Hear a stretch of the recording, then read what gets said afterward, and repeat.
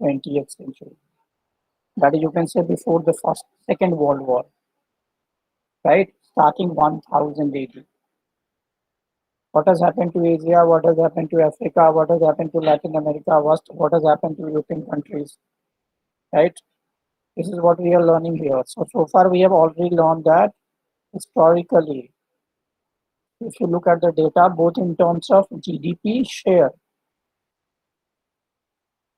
in the world GDP, right? That is the share of a particular area, region in the entire world GDP and its share in the world population has been changed. So those countries or areas or regions these days which have very low share in the world GDP today, where at one point of time in history, were the owners of the highest share. That is, they were the richest part of the world. Although today, they are the poorest part of the world. Right? So what has happened, how it has happened, that is all we are trying to learn with the help of data, the data which is provided by Madison. Right? And this data is further put to analysis by the author, that is Deepak Nayyar. Right? So can somebody tell me what exactly do we mean by the countries which are called Western offshoots? There's a term which is being used over here that is called Western offshoots. So what are these countries? Western offshoots means which group of countries? Somebody please let me know. Sir, What US, The European Canada. European the Union. offshoots means those countries. Search from Google somewhere and let me know. Only one person is telling rightly, others are not saying it rightly. Western offshoots doesn't include European Union, right? Those Western countries which were part offshoots of the European countries. You know, first of all, the modern development started from England. Modern industrial revolution started from the textile mills of UK. That is Manchester and Lancashire. The richness came there, that part of the world. Then after that, gradually, the richness shifted to other parts of the world, Western countries. First it shifted to Western countries. Some from UK, people from UK migrated to USA and all that because you know there was a great gold rush over here. That is not discussed over here. So all these countries, USA, Australia, New Zealand, right? These countries are termed here as Western offshoots, right? That is kind of branches of prosperity, which earlier started in the Western European countries. So all this we have already read. So Madison's estimate of world GDP we have already read. So what does this estimate suggest? Let's discuss this once more because this is very important. This is Madison's estimates of world GDP. Group 1 countries, Group 2 countries. Which are countries in Group 1? That is Asia, China, India, Africa. Means all these countries which were in 1000 AD had the highest share of world GDP. Asia had a share of 68%. China had a share of 22%. Means out of 100, if you talk in terms of dollar or rupee, you can say that if 100 rupees were generated in 1000 anywhere in the world, that out of that 68 rupees were generated in Asia. 27 rupees were generated in India. So India is the highest in this block. Look at this. 1080. Indians are generating $27 or 27 rupees out of 100 rupees which are generated worldwide. So that's why India was known as Golden Bird, you know already. But over the years, see the drastic fall. 1000 to 1820. Where does it go? From 27% to 16%. For Asia, it goes down from 68% to 56%. Whereas for Western European countries, it rises from 9% to 22%. right? So what was India in 1080? Western European countries were in 1800, 2080, right? So it is like turning the things upside down, complete reversal of fortunes, complete reversal of prosperity, right? Complete reversal of richness, happiness, standard of living, per capita income, everything, right? So this is a reversal, which is very prominent, very important to look at, and very important to analyze, right? For anybody who is trying to learn economics, which is a part of economics which we are learning is called economic history, right? So it is very important that we look at the things in terms of this historical perspective, right? So this is what is explained over. India and China during the period 1000 to 1500, India and China taken together accounted for 50% of the world population and 50% of world income, right? So these countries, these areas in the world were the most prosperous. 27% plus 22%. So India and China together were almost 50% of the world GDP. Most prosperous areas in the world.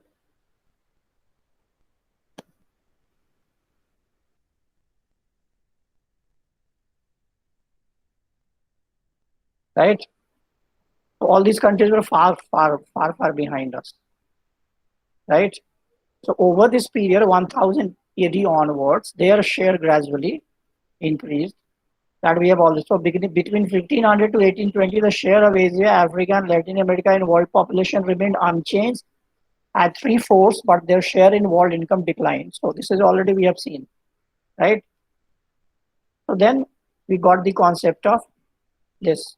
So when did this concept of industrialized and developing economies came?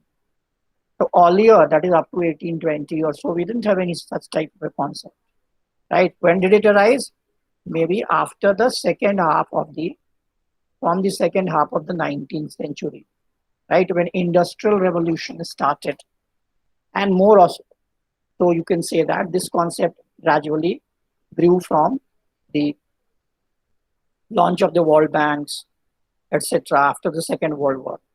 When economists started studying comparatively, right, the reason behind prosperity of European countries, Western offshoots, and the reason behind the backwardness of these countries. So when the World Bank started these kinds of studies, developmental economics was born, development economics, where economists try to look out for the reasons that what is the reason for which there what are the reasons for the gap in the prosperity level, right? So they get after that these various kinds of classifications, which are called industrialized countries, developing economies, middle income countries, upper middle, lower income, all this we have seen. So all these concepts were given at a later stage. So after 1820 to 1950, there is a phase of great decline of the West and the great up move of the West, right? Where West includes all these countries. West means all these countries which were earlier in Group 1, that is China, India, Africa, South America, means Latin America. So all these group of countries or these regions are known here in this reading as the rest of the world, right? Whereas these countries which came at the center stage of development, that is the Western countries. So everything focus goes from these countries to these countries, right? So Western part will be talked fast. Then the remaining will be talked as a residual, the rest, right? So the focus shifted from the rest to the West, right? Declining. So this is the phase. This transformation of the world economy occurred at least in just 130 years, a short span of time. So look at this change in a very short span of time, right? But a new international economic order was clearly discernible at the end of the past 50 years. So 1950 onwards, we have a new international economic order where the leadership changes, both in terms of countries as well as in terms of regional leadership, right? This is the new economic order. new balance of forces. Emergence of Western Europe, emergence of Western offshoots, and marginalization of the rest, Asia, China, India, China, Latin America. Although earlier they were in the old economic order, they were at the center stage. But 1820 to 1950, over this entire span of years period, things happened so drastically, and that was finally established after the Second World War. That look, these are the countries which are the leaders.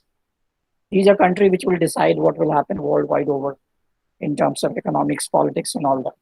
Right. So this is the change of the world order. Right.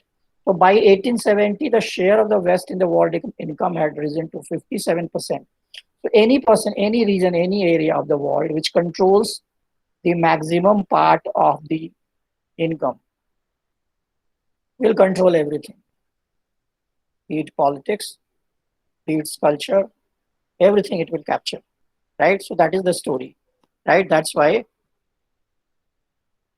everything is happening in that part of the world. Right? The international division of labor had changed. Right? So specialization wherein it earlier existed in these part of the world. Our craftsmen, our artisans, right? Our artists, our workers were supposed to be most efficient, the smartest. Products of India were very famous. We were producing the cheapest and the best products. And these products were exported not only to West Asia, but we used to go even to Britain, Western Europe, to various sea routes. But as these things happened gradually, the specialization of labor, that is, the technology which existed in this part of the world gradually was usurped by the modern technology, was swamped, what almost captured, overpowered by the modern technology which came up in this part of the world. Right, so the beginning of a divide between what are now described as the industrialized economic countries and developing countries in the world economy was visible. So this is the phase wherein we see that there is a complete divide, emergence of the divide, right? Complete contrasting situation which is there. So there is a group of countries which are supposed to have become completely, gradually poorer and poorer. And there is another part of the world which has gradually become rich and richer, right? So these dramatic changes in the shares of world income are broadly consistent with evidence from the sources, right? So all those people who have studied these changes. One author we have already studied. What is the name of that author? That is Madison. Another author who has also studied this, Bayreuth. Right? This author, this scholar has also testified that, right? That whatever has happened, there is a kind of consensus among scholars. So really this happened. Everybody agrees, right? It would seem that the virus estimates of these shares in the world income are higher than the corresponding Madison estimates, particularly in that. But the decline of the rest and the rise of the West, both these scholars agree with. I mean, there could be differences in the calculation of the share of GDP.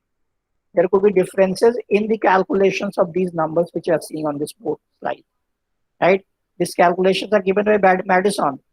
Same types of conclusions, calculations are given by Bayreuth also, but there may be difference in these calculations, these numbers, these tables, right? These estimates, but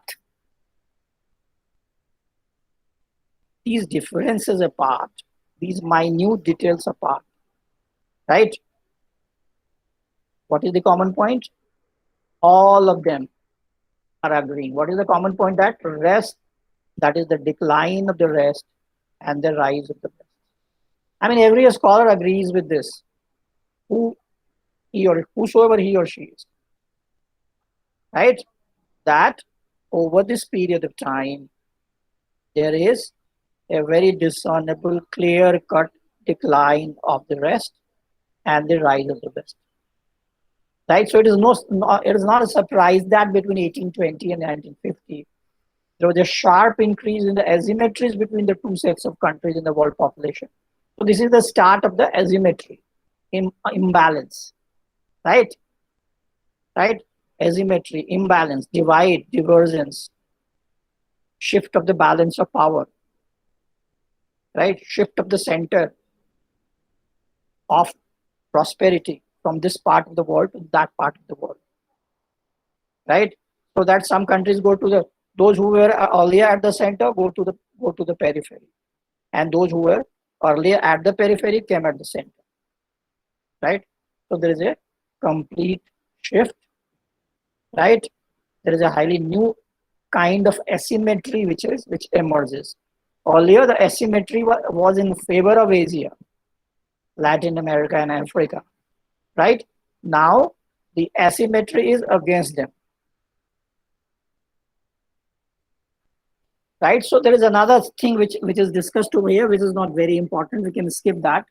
That is, if whenever we are talking of rest, right? That is, we are clubbing all these groups of countries together. That is Asia, of which China, India, Africa, South America, of which Latin America together, right? But does this mean that all these regions and all these countries were similar? Means had they have did they experience similar kind of losses, similar kind of decline, or to start with, did all of them have similar kind of prosperity? It's not like that, right? Look at the data. That suggests to start with, Africa was having a hold of only 11% of the GDP. South America was having only 3% of the GDP of the world. That is Latin America, right? So when it grew up, it declined. After 1820, it declined, but its decline was this is the world GDP, right? This is its decline was, see, the decline in the case of South America from 3% to 2.2%. In the case of China, in this phase, world share of world GDP, right? So former Asia, China, these countries. In the case of China, it is a rise. Look at this. In the case of China, its share in world GDP rises from 22% to 33% in this phase, whereas the share of India falls from 27% to 16%. Right? Share of Sir, gas. Huh? so that's what my question is. So why didn't China face decline? That we will I mean, discuss there was maybe because of so many other reasons. Because the entire of China was never captured by the Britishers. Number one, right? They had a different kind of, and China was already exporting a lot of things to other countries, right? So that could have been a reason, right? Okay. So China didn't decline that much. In fact, it increased. It maintained its lead. Whereas India declined because India became a territory of those countries which became rich Colony. over there. Right. This is a very important reason. Right. That is a drain of wealth which happened in case of India. That didn't happen in case of China. Right.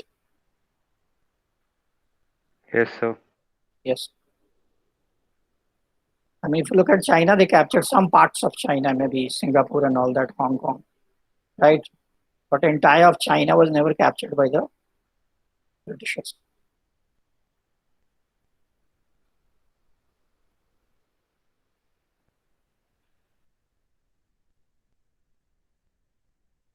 The rest is not a homogeneous area.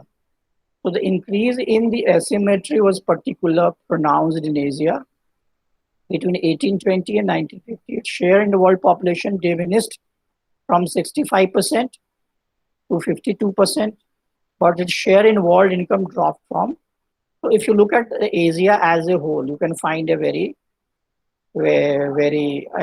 defined, clear-cut kind of a picture, right?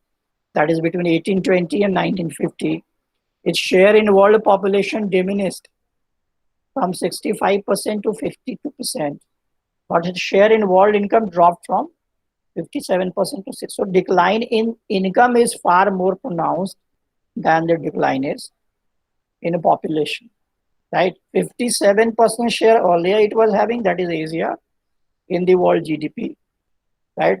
But its share went down to 16%, 1820 to 19. So this is the last phase which we are discussing about all this, right?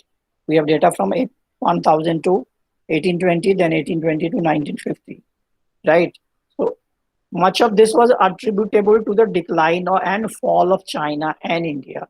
Take it 1820 onwards, maybe China has also declined. In the world population dropped from, in 1950, their share in world population dropped from 57% to 36%, while their share in world income plummeted from 49% to 9%.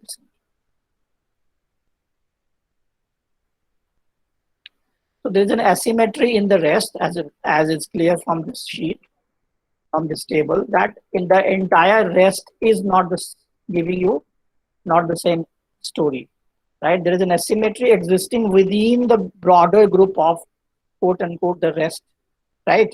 Where China is losing less, India is losing more, Africa is losing more, and so on, right? So you don't have to look this entire group one as a homogeneous group, right? This is a heterogeneous group where decline and the change has happened differently, especially in the case of China and India. Although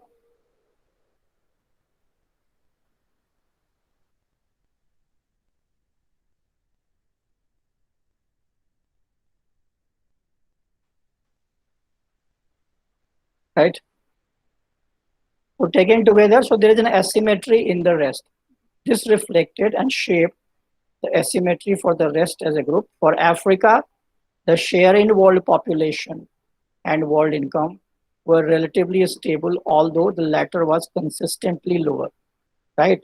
So Africa was relatively stable, but as we have seen from the table, its share in world income also, look at Africa's share in world income. It fell from 11.3% to 4.5%, which is quite prominent, right?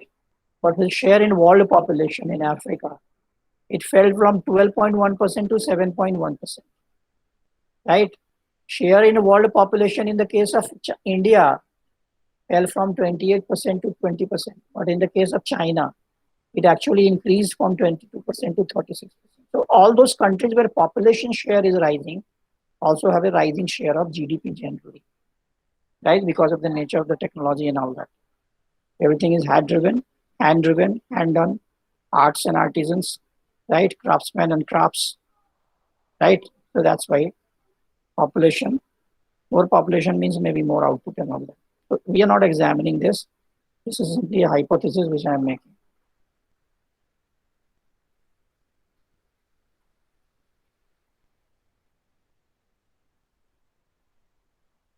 So now let us look at this. Someone please look at this slide and tell me, who is this Bairoch? Bairoch is who? What is this? Bairoch is written on the top. What does this mean? Bairoch means, who is Bairoch? Bairoch So it's a method of estimation. is a scholar, yeah, is a scholar, right? Who has estimated, who has studied this, It's a measure of estimate. right? Not measure. Is a person, Okay, right? sir. And another scholar whom we have studied about, what is the name of that scholar? Medicine. Medicine, Madison. right? So what they have studied? What they have studied? So share of countries in world GDP and world population That is how have the changes changes. happened, right? Yes, sir. In the world economy, starting from 1000 AD, 1000. right? 1080 to 1820. 8020 maybe up to 1950, right? So this is a huge period, and its data is very difficult to get. But still they have studied it by using various sources. So what is their conclusion? What is their conclusion? Decline of the rest and the rise of the West. That is a common conclusion which both of them are giving. Although they may be giving different estimates about different things like GDP share and population share.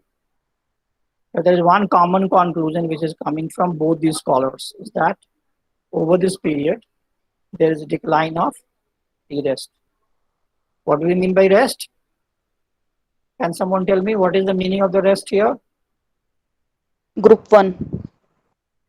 So which countries are there in group one? All of you speak. I mean, only one or two China. people will speak. That's not. So Asia. Let me talk to other guys. There are 28, 19 people in this class. Latin America, China, Abhay Taneja, India. Yes, sir. how many countries are there in group one? So in group number 1, there are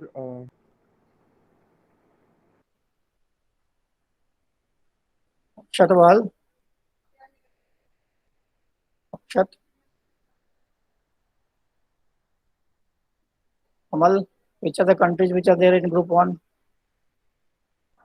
Sir, Give one country. Asian Give one country. countries, Give one country. sir, India, Okay. Arju Dhankar. so China. Arju. Arju Dhankar. I mean, these guys are listening, but they're not speaking. Avantika. Which are the countries which are there in group one? Avantika. Jannat. Tell me. Sir, Africa. Africa. Ajana, Avantika was telling something. Avantika, tell me, which are the countries which are there in group one? Again gone. Although if you're not listening, we'll write the message. Janaina Jora, Sir, Asia, India, China, South America. your voice is not clear. Naina Jora, you are Nisha Rao. Asia, China, South America. Nisha Rao.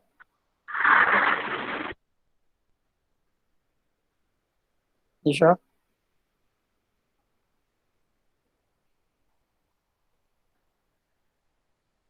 Pooja. Nisha, tell me. Pooja. Yes, sir. So, Asia, China, India, South America. Okay, Pooja.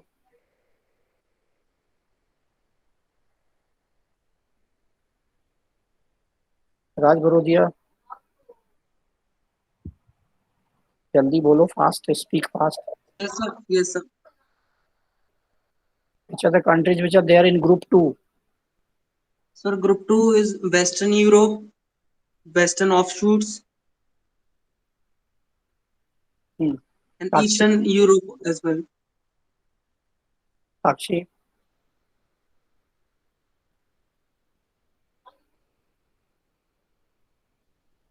So Japan. Sandeep. So Japan. Japan. Shubham Agrawal, tell me something. Japan, Western Europe, Western Offshore, Eastern Europe, former USSR. Okay, Siddharth. Which are the countries which are there in group 2?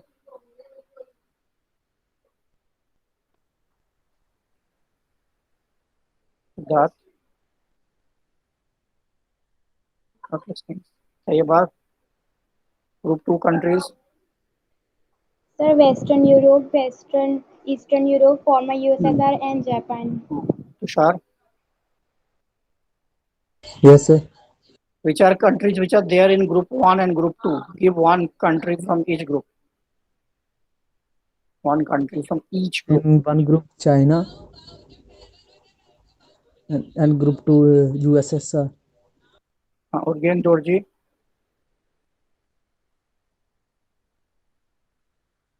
Again. Give one country from each group. Group 1, group 2.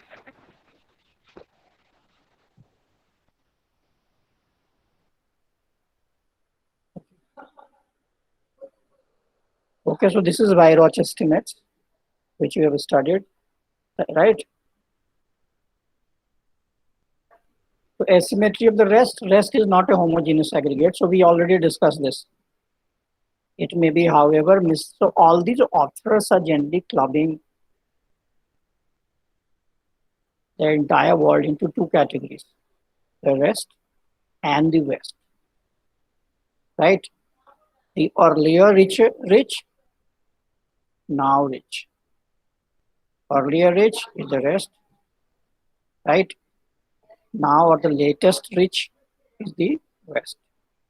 The question which is being addressed here is that can we club these countries, that is India, China, or countries which are there in Asia or Africa or Latin America as one group, a homogeneous rest? No, it's not like this, right? So they're, because they have been aggregated because of some common features, but their performance, their changes, right, might be different, right? Some of them diverged from the West more prominently.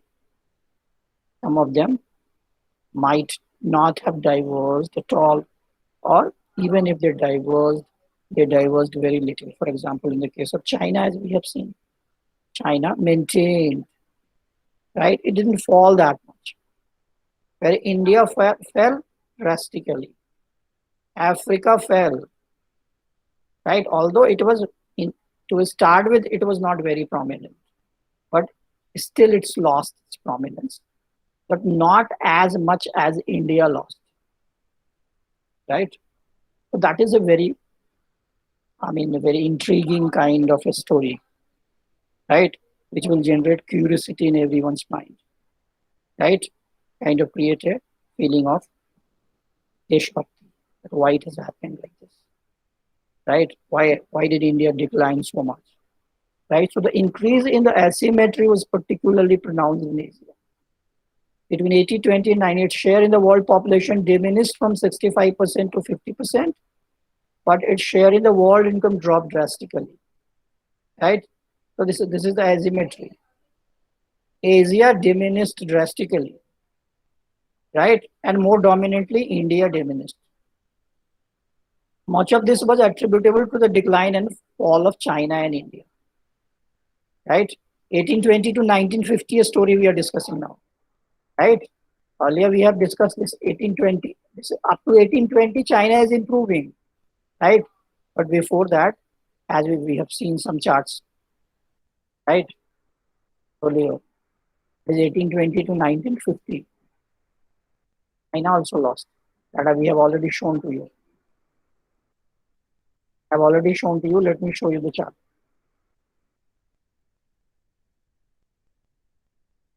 This is the thing. Asymmetrical trends in changing shares of world population and world GDP, the West and the rest. Look at this chart. 1820 to 1950 chart it is. Right? 1820 to 1950 chart. Look at this. Look at this, what is happening. The rest, the West, population and GDP. So we have seen this, what is happening. The rest GDP falling. This is the GDP of the rest. 1900, from 1820 to 1900, it has fallen drastically. Sharp downfall. Whereas for the West GDP, this thing has increased. So 1820 to 1900 is a very, very, very, very dramatic changes, right? Look at the population. The population of the rest has fallen. Thereafter, it has maintained. The population of the West, whereas it has gone up. Thereafter, it has gone slowly, down slowly. Right? So as they have advanced more, their population growth rate has come down. So this is the story from 1820 to 1950. Latin America, best of the rest. Look at this. Latin America, best of the. What is this? Asia population, Africa population, Latin America population, Asia GDP. So this is through this slide we are trying to show that the rest is not a homogeneous group. What is this? Look at this Latin America. Latin America GDP, right? What is the time? I have to take your attendance, right? Because I have another class. Look at this. Can somebody explain me this slide? What is happening to Latin America? What is happening to Asia, Asia, Africa, Latin America, and so on? Someone please explain this slide. The GDP is falling. Asia's GDP. Asia GDP is falling. That will fall as we have seen earlier. Fall. What is else? But how in Asia? How has and what is the compare? How does it compare with Africa and Latin America?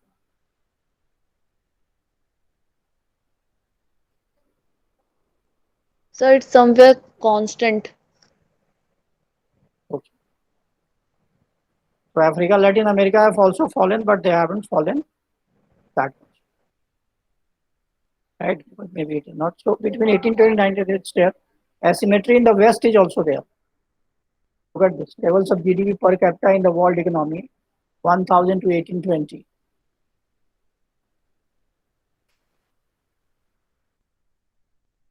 Let me take your attendance now because I have little time rest. Attendance also takes time. Sir, Hmm? sir, will you post this recording in the group? Of course, I'll post it. Okay. Yes, sir. Please post the slides on the class.